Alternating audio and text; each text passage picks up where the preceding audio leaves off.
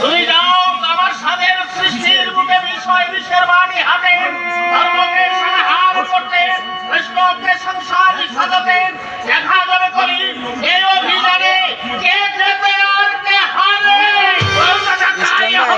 তুমি যদি এই কলিতে যুগ অবতার হয়ে তাহলে আমিও থাকবো তোমার পেছনে পেছনে। তুমি সচক্ষে দেখে নিও যুগ অবতার শ্রী হরিয়া আমি আমার প্রচেষ্টায় তোমার সাধুকে আমি ভণ্ড সাজাতে পারছি। সাবধান করি দ্বিতীয়বার ওই কথা উচ্চারণ করলে কি করবে?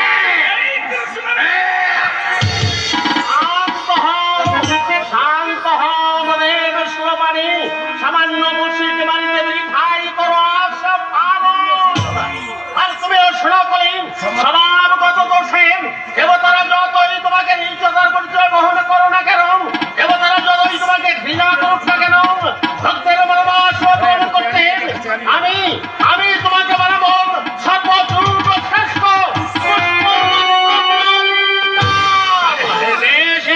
তাই হবে কথাটা আমার মনে থাকবে। আর তুমিও সাধারণ রেখো আমি করি তোমাকে এক মুহূর্তের জন্য আমি শান্তিতে রাজত্ব করতে দেবো না। এই সৃষ্টি আমি সারখারে করে দেবো, দণ্ড ভণ্ড করে দেবো। তবে করি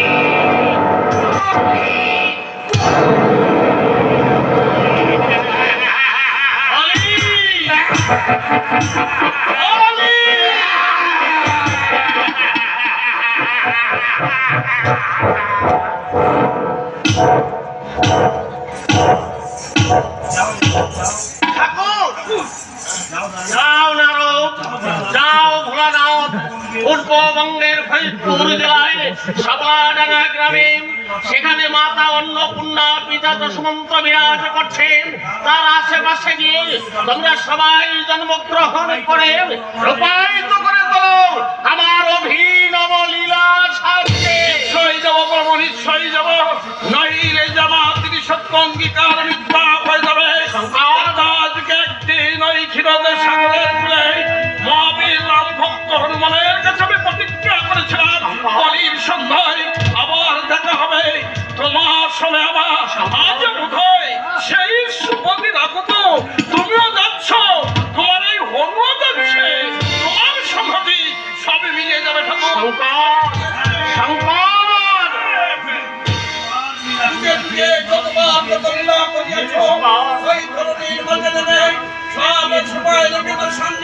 তোমার ভক্ত হয়ে রব বসে শান্তি মায়ের